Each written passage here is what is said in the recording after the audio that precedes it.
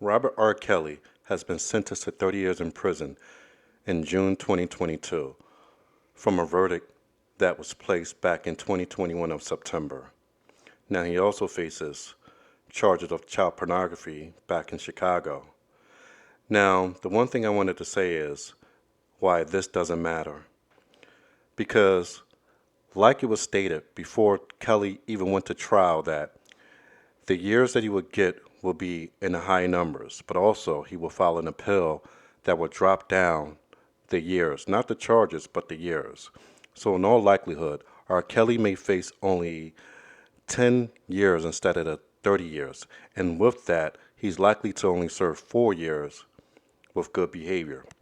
Now, the charges of child pornography in Chicago are not new. He faced this back in 2002.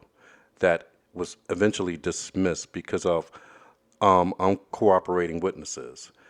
Now, only time will tell whether this will be also a verdict against Kelly and years will be added on to his prison sentence. But as of now, R. Kelly 30-year sentence is not a 30-year sentence.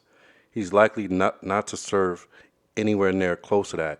Even with his appeal, he's likely to serve or be given 10 years and only serve 4. Now, I just want to say that all this is his fault. Now, I don't agree with how the system went against him on this, being that there were no forceful rape charges that he was convicted of, but more likely it was coercion of underage minors, although consensual.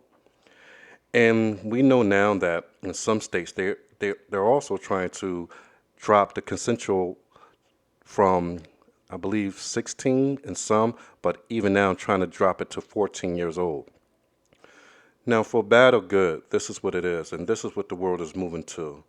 But situations like R. Kelly, situations like his court hearings and his verdicts pushes for new laws, be it bad or good.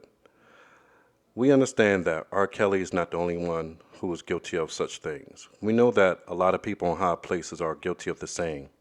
So they're seeing this, and they're saying to themselves that, what if we get caught up with the same?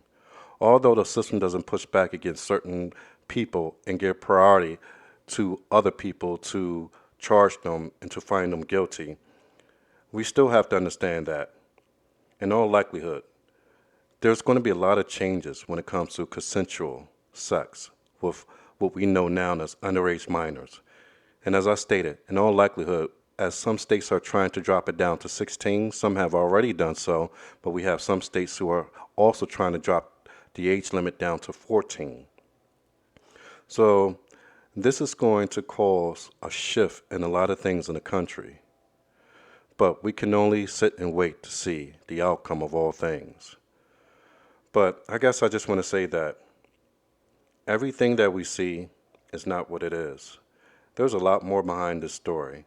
And this story and these charges and this whole situation with R. Kelly is going to change a whole lot of things, whole lot of laws. These are how laws are changed, by influence.